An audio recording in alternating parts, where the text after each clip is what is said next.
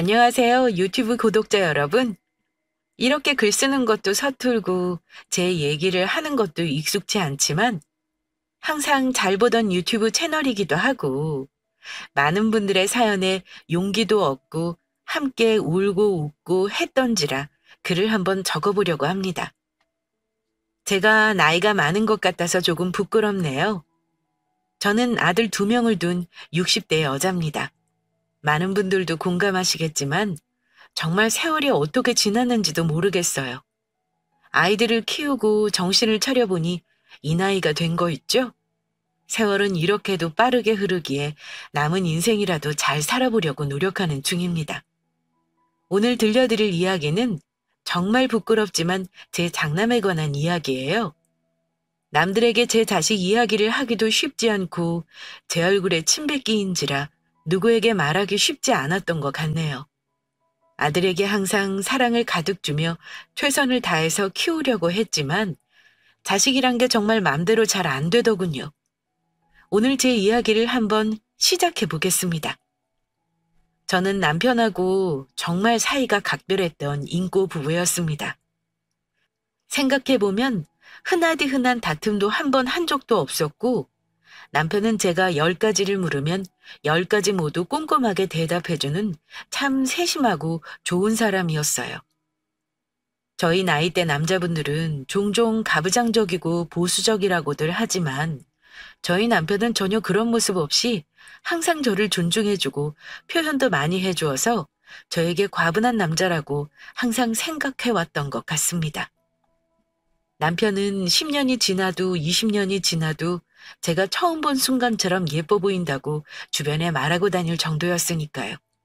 지금 생각해보니 참 주책인 사람이었네요. 또한 사업을 하는 남편 덕에 시간에 얽매이지 않고 여유롭게 여행도 같이 다닐 수 있었고 그 흔한 얘기거리인 시댁살이도 전혀 없었고요. 글을 쓰며 차근차근 생각해보니 정말 단점이라고는 찾을 수가 없는 사람이었네요. 참 제가 복이 많았지요. 저희는 계획했던 대로 아이 2명을 가지게 되었고 아주 멋지고 씩씩한 남자아이들이었어요. 남자아이들을 키우다 보면 엄마들이 억세진다고들 하는데 저희 아이들까지도 크게 속 썩이는 일 없이 잘 커주었던 것 같습니다. 생각해보면 큰 소리를 낼 일도 몇 번 없었던 것 같아요.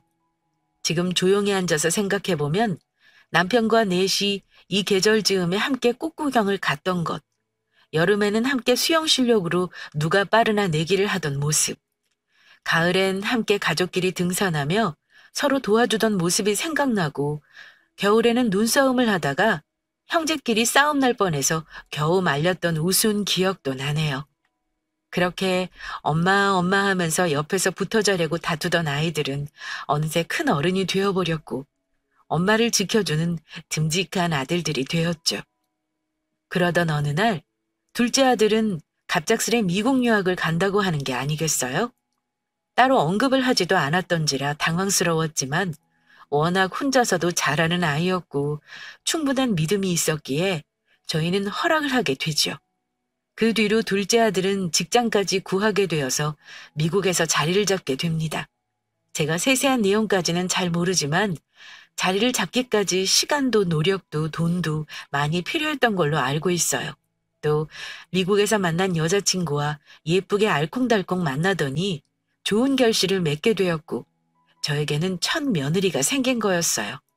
어쩜 그리 예쁜 행동만 하는지 발뒤꿈치만 봐도 사랑스럽다고 항상 칭찬하곤 한답니다. 아직까지도 둘째 아들은 저에게 큰 자랑거리 중 하나예요. 저희 남편도 항상 입이 마르고 닳도록 칭찬만 하는 아이였으니까요. 다만 저희 부부에게는 고민이 하나 있었는데 바로 큰아들 장남이었습니다. 어렸을 때는 말도 잘 듣고 큰 문제를 일으키는 아이가 아니었는데 점점 자리를 잡지 못하고 방황하는 느낌이 들었달까요? 항상 저희 부부는 장남에 대해서 한숨 섞인 대화를 하곤 했던 것 같아요. 여보, 우리 이번에 민석이가 회사를 또 그만둔다고 하네요. 이래저래 걱정이 많아요. 자리를 잘 못 잡는 것 같아서요. 뭐 자기가 알아서 하겠거니 했다만 회사를 한 달씩 끊어서 다니고 있으니 이걸 어떻게 해야 하나 싶네. 굳이 말해서 들들 볶을 건 없죠. 이번에도 윗사람들하고 문제가 있었던 모양이에요. 자리를 못 잡으니 이제 결혼할 때가 된 것 같은데도 말도 못 꺼내보겠어요. 요새 결혼은 다 늦게하니 너무 걱정 말고 처음에 회사에 문제가 있다고 할 때는 굳이 그대로 나도 민석이 말을 믿었는데 이제 민석이가 문제일 수도 있겠다 싶어. 가는 회사마다 문제가 있다는 건 말이 안 되니까. 그 만나던 여자친구하고는 어떻게 됐나? 차마니 결혼까지 하면 좋겠다고 생각했는데. 헤어졌대요. 그 여자아이가 무슨 문제가 있대나 어쩌대나. 나이가 있으니 자세하게 물어볼 수도 없고 한 달마다 회사에 여자애 다 갈아치우니 걱정이 이만저만이 아니에요. 어떻게 하면 좋아요? 이제 자기 인생인데 잘 선택하고 책임도 본인이 잘 져야겠지. 너무 걱정하지 말자고. 저희 장남인 민석이는 사회생활을 잘 못하는 듯 보였고 남편과 저는 항상 장남을 생각하면 머리가 지끈지끈 아파왔지만 모든 건 민석이의 선택이기에 부모로서 그냥 믿고 지켜봐주는 방법밖에 없었어요. 본인 인생이라는 남편의 말도 많은 말이었거든요. 참 부모의 역할이란 지금 생각해도 어렵네요. 사실 평화롭게 잘 지내고 있었던 저희 집의 기둥인 남편에게는 고질병이 있었어요. 젊었을 때부터 앓게 된 갑상선 기능 저하와 언젠가부터 함께 그림자처럼 따라온 공황장애, 피 수치의 문제까지 저희 남편은 항상 피 검사를 정기적으로 했어야 했고 약 조절도 계속해서 했어야 했죠. 공황장애 때문에 밀폐된 공간에 들어가지 못했고 지하 주차장도 종종 힘들어 했고요. 또 밤을 새야 할 경우나 체력 소모를 많이 요하는 경우에는 쇼크처럼 쓰러져서 응급실에 실려갈 때도 있었죠. 제가 항상 옆에서 체크하고 보살펴야 했어요. 그럼에도 항상 걱정 말라고 본인만 믿으라고 큰소리치던 남편이었어요. 우습게도 저를 평생 지켜주겠다면서 말이죠. 그렇게 다른 부부들처럼 희노애락을 함께 겪고 서로를 보듬어주던 저희는 갑작스런 이별을 맞게 됩니다. 바로 남편이 갑작스럽게 제 곁을 떠나게 되었거든요. 여느 때와 다름없던 하루였는데 꿈도 좋은 꿈을 꿔서 오히려 기분이 좋던 하루였는데 저희는 청천벽력 같은 전화를 한 통 받게 됩니다. 바로 제 남편이 출장을 가던 중 사망을 했다는 전화였어요. 요즘 몸이 좋지 않아서 약 조절을 하고 있어 걱정스러웠지만 꼭 가야 하는 출장이라고 했던지라 조심하라고 신신당부하고 보냈었거든요. 근데 결국 그렇게 일이 터져버리고 말았던 것이죠.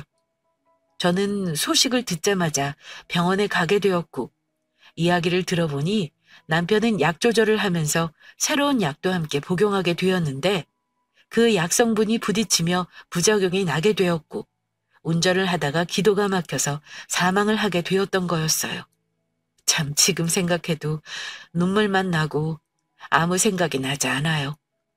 사실 그때 전화를 받고 아들에게 전화를 하고 병원으로 가서 남편의 얼굴을 보고 기억도 뭔가 안개가 낀 것 같이 흐릿합니다. 저는 누워있는 남편을 보자마자 울부짖고 말았어요. 여보, 여보, 일어나 봐요. 아까까지만 해도 나한테 밥 꼭 챙겨 먹으라고 전화도 해주고 사랑한다고도 말해줬잖아요.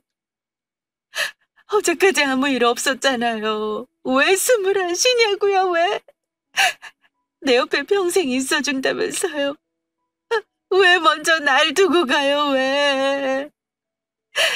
나보다 하루 더 살고 간다고 했으면서 왜 나 혼자 어떻게 살라고? 옆에서 아들은 계속해서 울고 있었고 저도 비통한 마음에 계속 눈물만 흘렸던 것 같습니다. 옆에서 항상 저를 지켜주던 남편, 듬직하게 저를 사랑해주던 남편은 이제 제 옆에 없었으니까요. 요 근래 몸이 안 좋아서 일찍 죽는 거 아니냐며 농담 삼아 말하곤 했지만 그게 진짜일 줄은 꿈에도 상상 못했던 것 같습니다. 정말 마음이 찢어질 것 같은 아픔은 남편을 보내고 텅 빈 집으로 들어왔을 때 더 심했는데 남편 냄새가 그대로 나는 옷가지들과 남편이 좋아해서 아껴 먹는다고 했던 남은 반찬들, 항상 TV 볼 때 한 곳에만 앉아서 알게 모르게 기울어진 소파까지. 저는 어떻게 이 상황을 감당해야 할지 가늠조차 되지 않았던 것 같아요. 산 사람은 살아야지라고 생각하면서도 한참 있기 쉽지 않겠다라고 생각했습니다. 아들들은 그 이후에도 자주 방문하여 저를 챙겨줬고, 들어보니 둘째 아들은 아내를 먼저 보내고 본인은 미국행을 미루고서 계속 저를 챙겼더라고요. 참 고마웠어요. 철없다고 생각하며 남편과 함께 염려했던 장남도 항상 저에게 전화도 주고 굶지 말라며 식사도 잘 챙겨주니 참 아들들 하나는 잘 키웠다고 생각했죠. 이러한 아들들의 노력에도 불구하고 남편의 빈자리가 너무 컸는지 저는 결국 우울증에 걸리게 되었어요. 창문 밖만 봐도 눈물이 나고 떨어지는 낙엽만 봐도 마음이 아파오더니 어느새 일주일, 이주일째 웃지 않게 되었고 입맛은 무슨 음식만 봐도 헛구역질이 나올 정도더라고요. 이런 제 모습을 보더니 첫째 아들은 저를 병원에 데려가 주었고 정신과 상담을 받으니 스트레스가 높고 불안이 높은 심한 우울증이라고 하셨습니다. 이런 모습을 남편이 원한 건 아닐 텐데 라는 생각에 마음이 무거웠어요. 잘 이겨내고 씩씩하게 아들들을 챙기는 제 모습을 남편도 보고 싶을 텐데 말이죠. 이런 제 모습을 보더니 큰아들은 마음이 아팠는지 저에게 어느 날 말을 꺼내기 시작했습니다. 어머니, 오늘은 마음이 좀 어떠세요? 약은 계속 잘 드시고 계시죠? 일하고 있는 내내 마음이 불편해요. 혼자 멍하니 계실까봐 마음이 아프기도 하고요. 아, 민서가 연락 줘서 고맙다. 너도 일하느라 바쁠 텐데. 약은 병원에서 먹으라는 대로 계속 먹고 있지.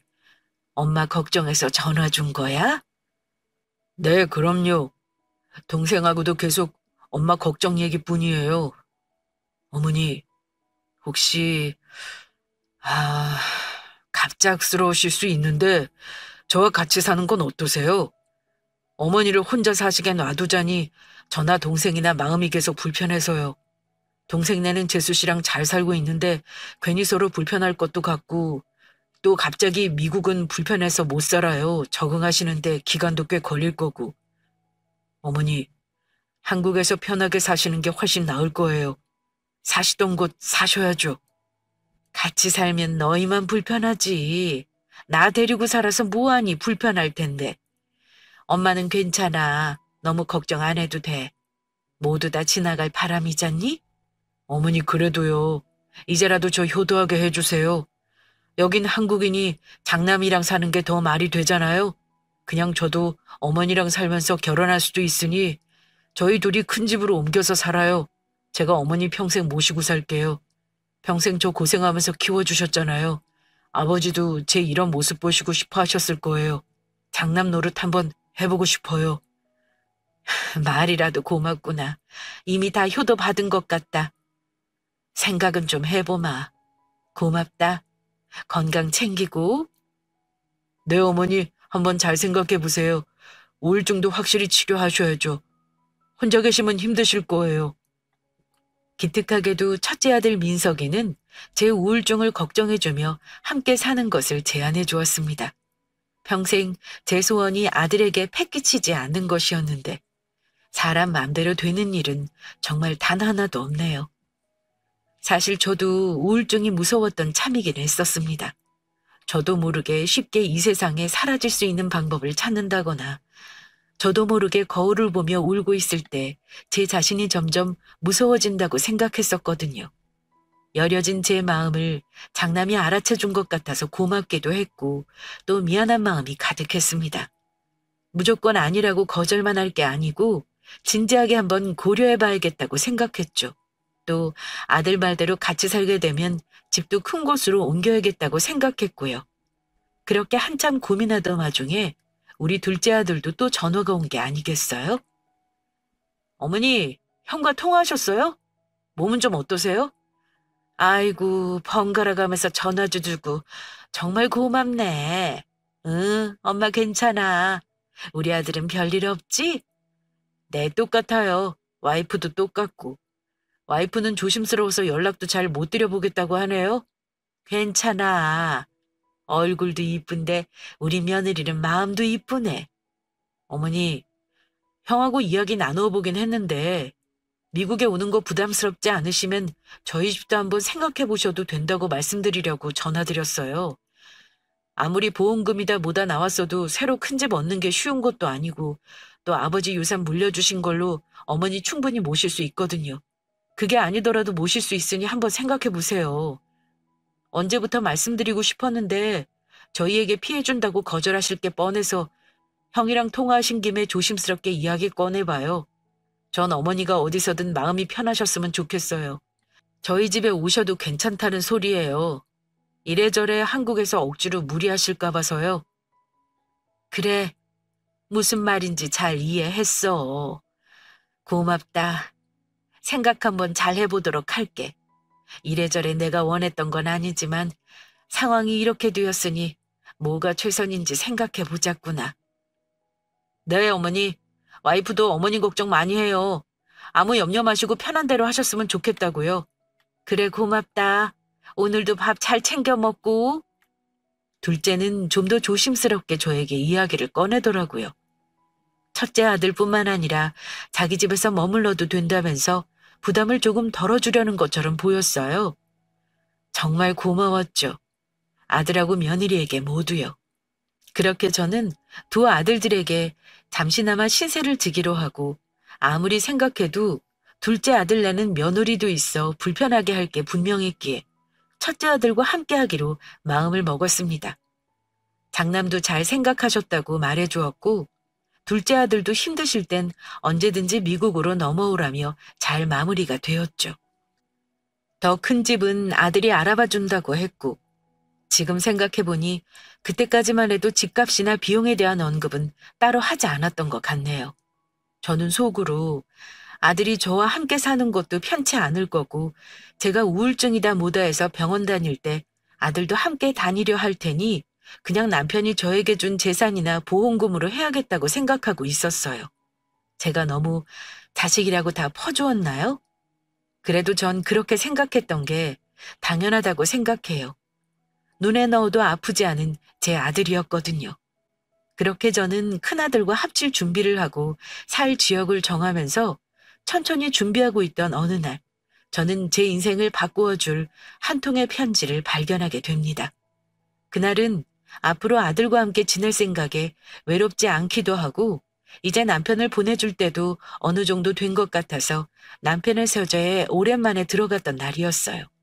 슬슬 유품 정리를 해야 할 것 같기도 했거든요. 이제 남편의 향도 날아간 것 같았고 왠지 모르게 남편도 본인을 잊고 잘 살라고 말해주는 것 같았거든요. 처음으로 박스를 사와서 차곡차곡 남편의 물건을 정리하기 위해서 살펴보는데 남편이 가장 자주 열던 서랍 맨 안쪽에 뭔가 하얀 종이가 껴있는 게 아니겠어요?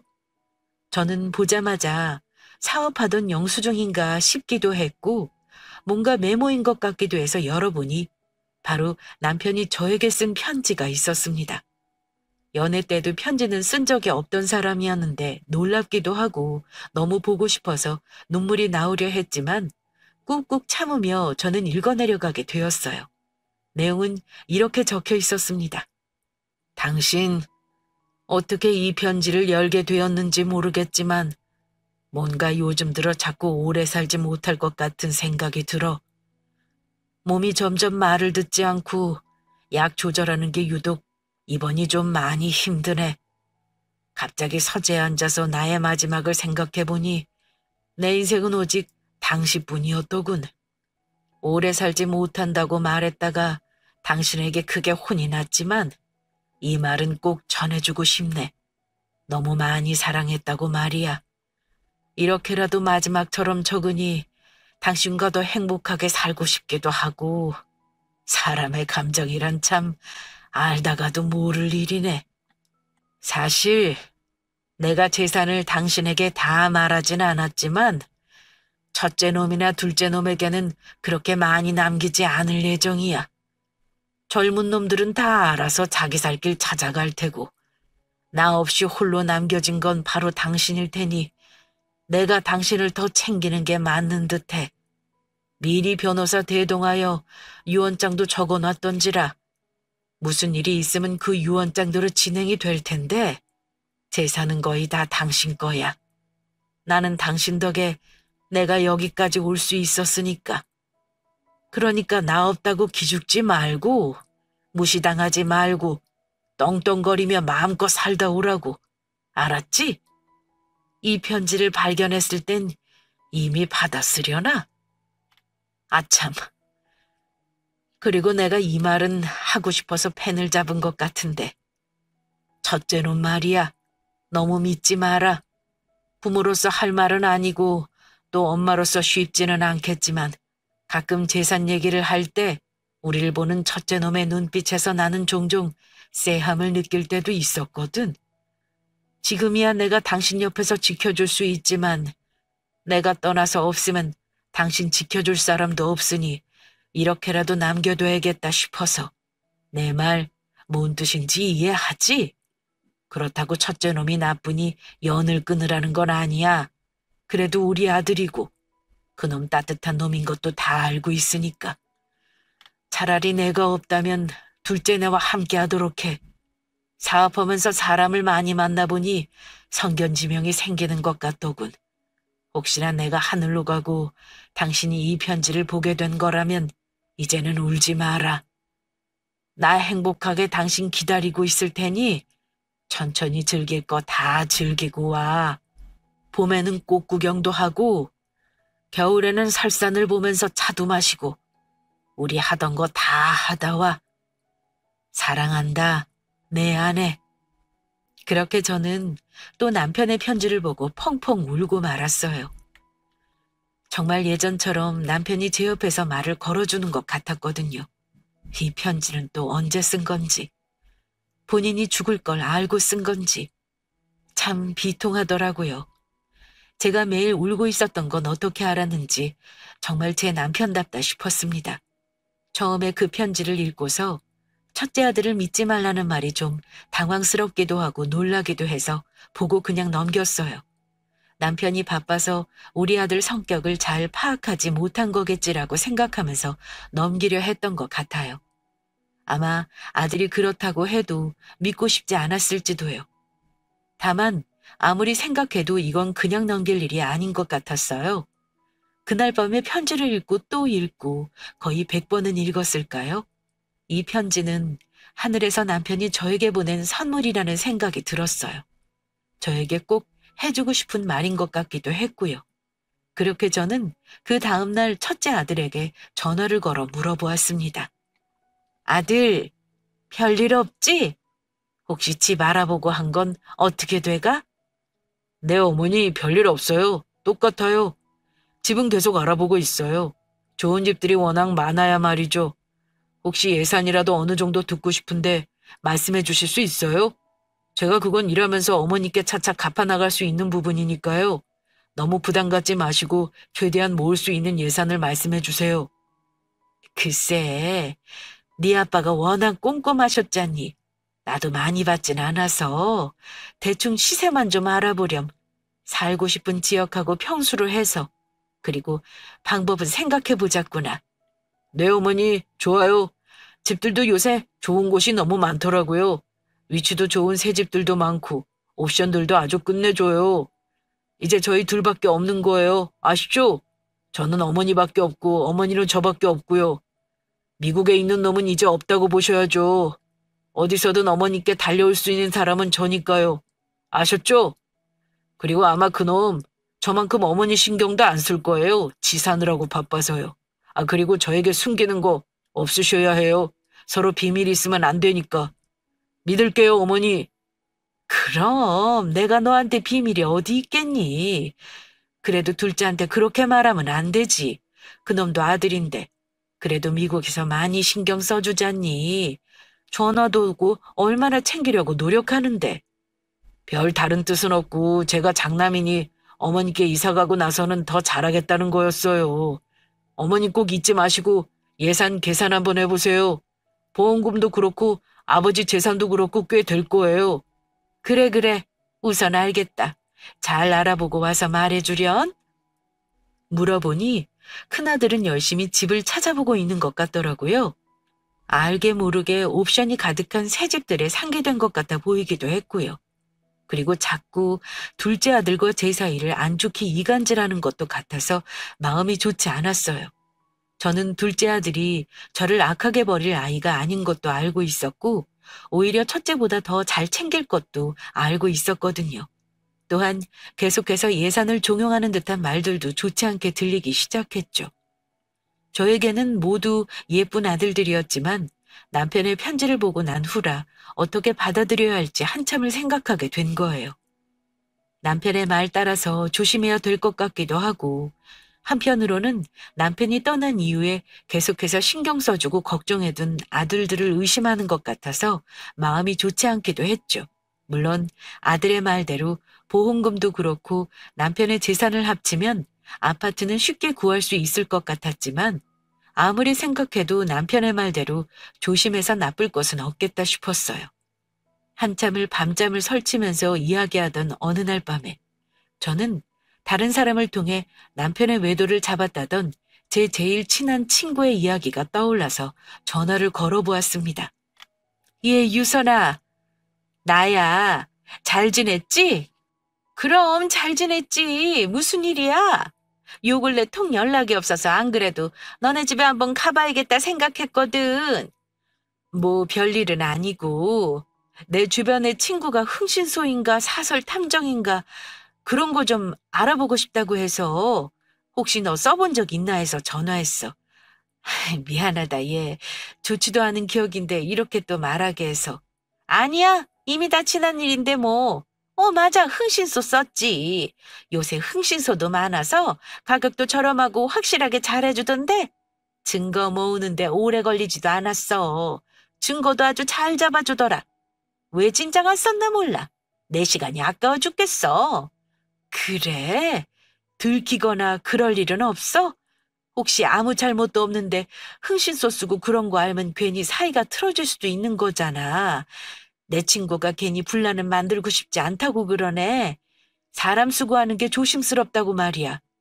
그럼 그럴 수 있지. 사람 마음이란 게 다 그렇지. 근데 알아서 뒤에서 몰래 잘해주더라고.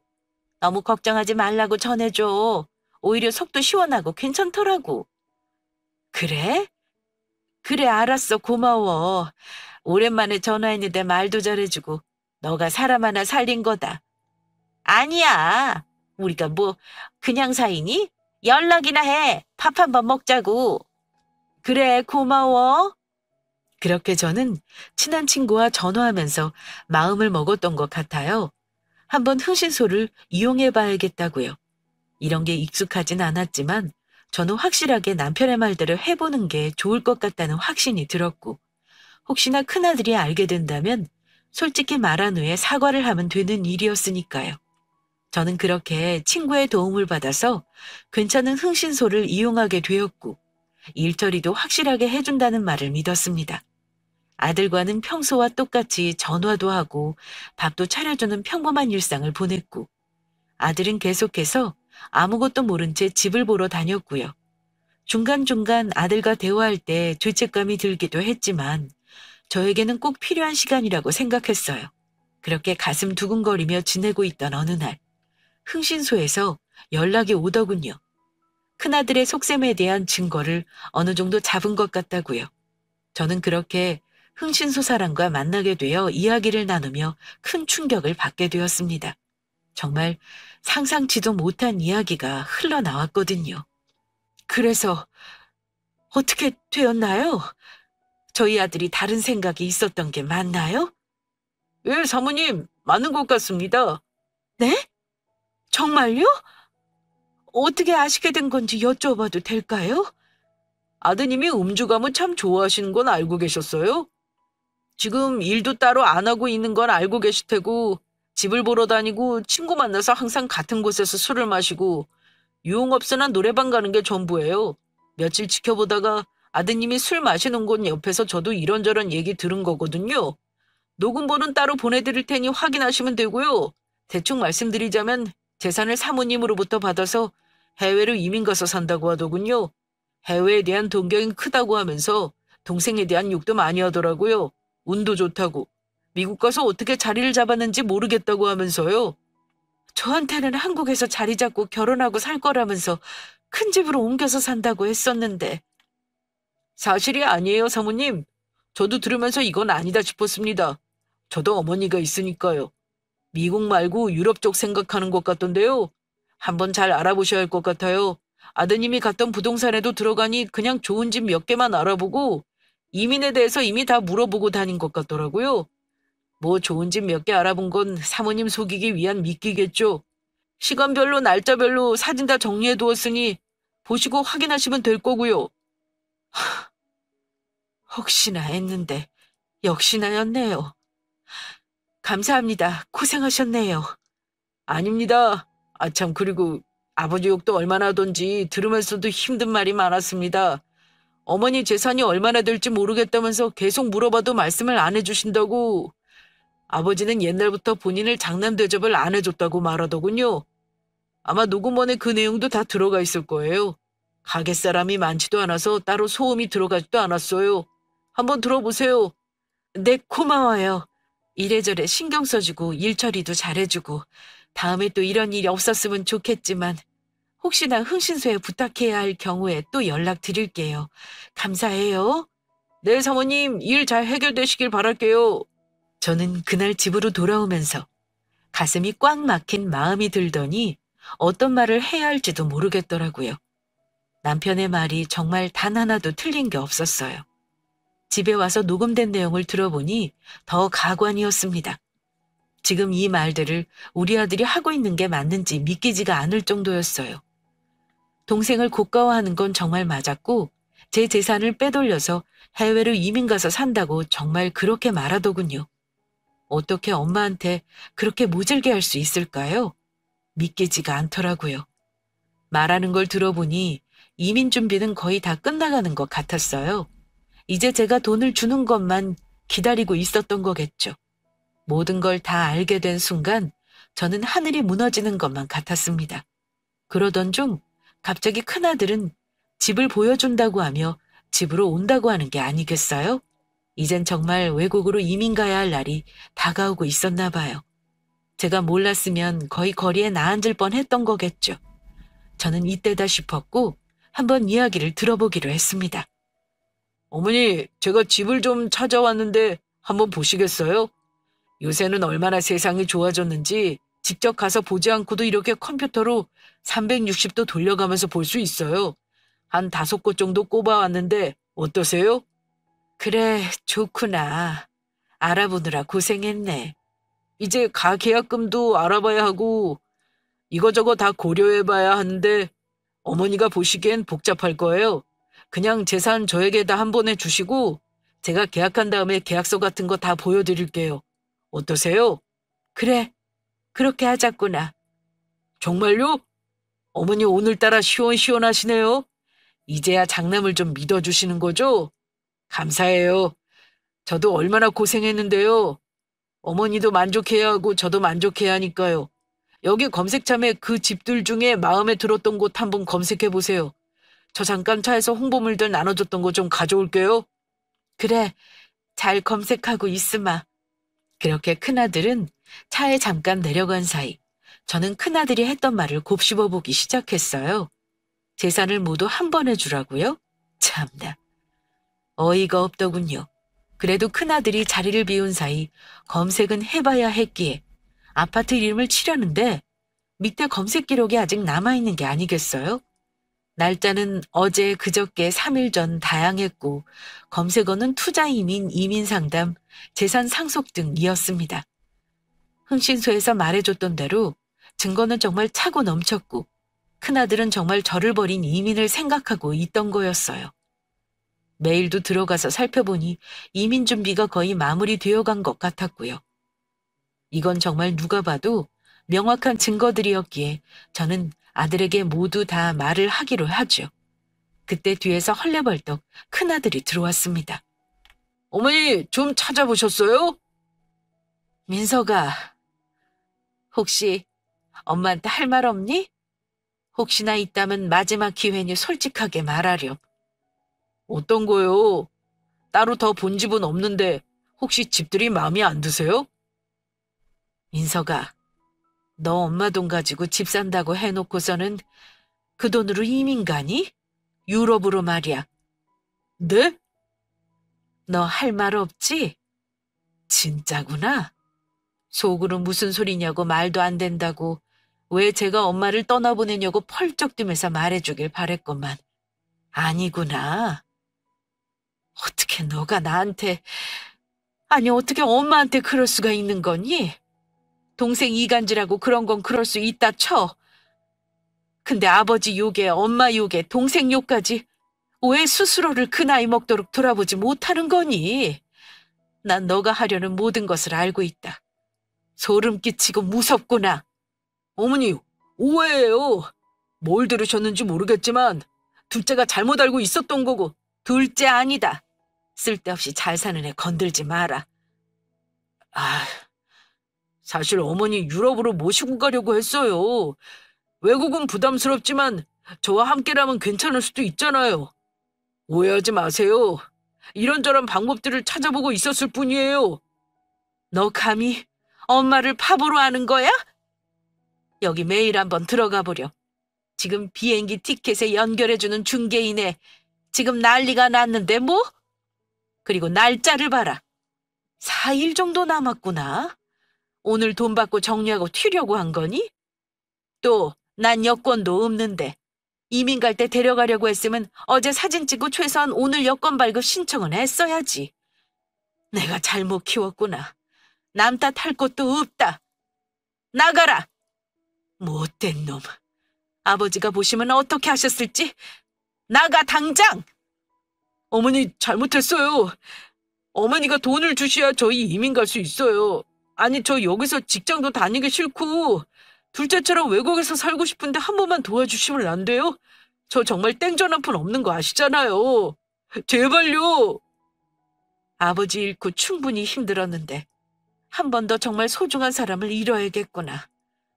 바로 민석이 너다. 앞으로는 연락하지 말고 너 원하는 대로 너 인생 살거라. 그리고 이민을 가려는 목표가 있으면 엄마 뒤통수를 쳐서 엄마 재산으로 이민 갈 생각을 하는 게 아니고 돈을 모아서 가야지라고 생각하는 게 정상이란다. 다시는 찾아오지 말거라. 그렇게 저는 아들에게 모든 걸 다 말한 뒤 집에서 내쫓았어요.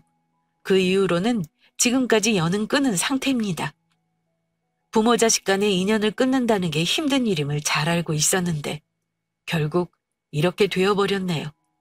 그 이후로 큰아들은 계속해서 모성애도 없냐며 화도 저에게 내보고 죄송하다고 무릎도 꿇고 이리저리 난리를 치다가 제가 경찰에 신고한 후에 크게 충격을 받은 건지 더 이상 연락하지 않더군요.